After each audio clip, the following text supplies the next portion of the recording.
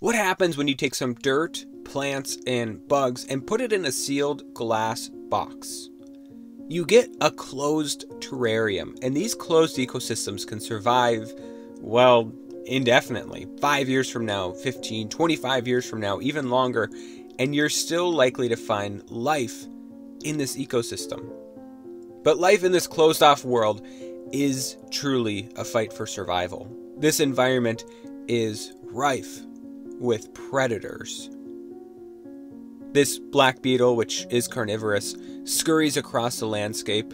You can see its sharp jaws, which are ideal for grasping prey. This yellow spider perches on a plant. What you can't see is the somewhat disorganized web that it's created to trap prey underneath. Meanwhile, this other spider lurks in place, not bothering with a web, but instead waiting for its prey to stumble into its trap. But the largest of the predators visible is this. This is a harvest man, also known as a daddy longlegs, because apparently longlegs wasn't a kinky enough name. While it is an arachnid, the harvest man is technically not a spider. But it's no less deadly to the... Oh no, do you see that? Right there. That small black bug right there.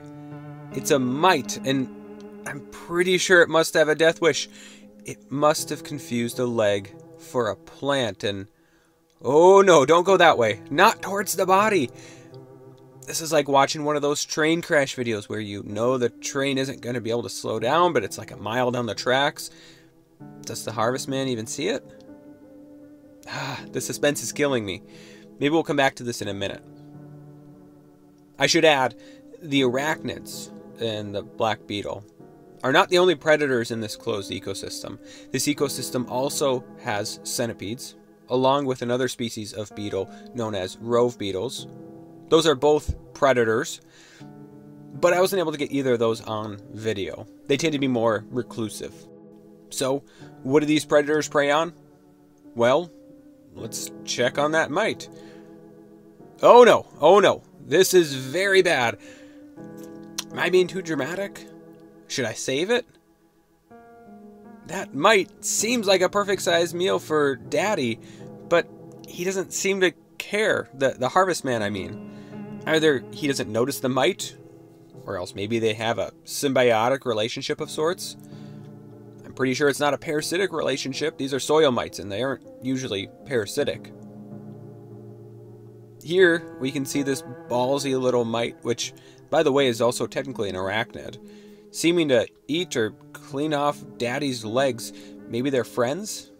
Let me know in the comment section if you think they're amigos, or is Daddy just kind of a derp? And let me know if you think it's weird that I keep referring to it as Daddy. But back to the other prey that are on the menu. Isopods are one of the more common prey species. They themselves are omnivores. They'll eat just about anything inside, whether it be plant or protein, though they rarely, if ever, eat another bug that's still alive. Millipedes are another prey species. Here's a very small one digging its way through the soil. Here's another shot for context of just how small this one is.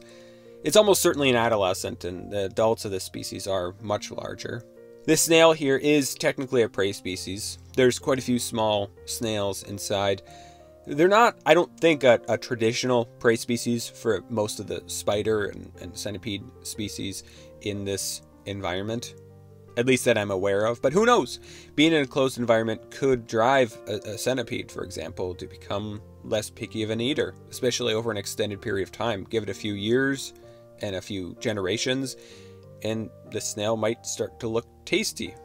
Springtails are another prey species. This is a low quality shot of a fairly large springtail, but I haven't really seen any others, which is sort of unusual, but that'll change. See, for the prey species inside this glass enclosure, they only have 3 real defenses against the predators. That's to hide, run, and long term to outproduce any losses due to predation. And springtails are very good at reproducing. Within a year, they'll likely be all over the place in this ecosphere. Actually, ironically, the predators that you've seen so far are unlikely to be around a year from now. That's because I'm fairly certain there are not more than one of any of those arachnids that I've shown you. And the same is true for that black beetle, meaning they can't reproduce sexually. However, the two species that I mentioned that I didn't catch footage of, here's some footage of them from a different terrarium of mine. The rove beetle and the centipede will likely be the torchbearers for the predators over the long term, as they probably do have the numbers necessary for a breeding population. Real quick, I want to talk about the creation of this terrarium. Everything in this terrarium was sourced from my local environment. I live in northern Minnesota. So I started with some soil.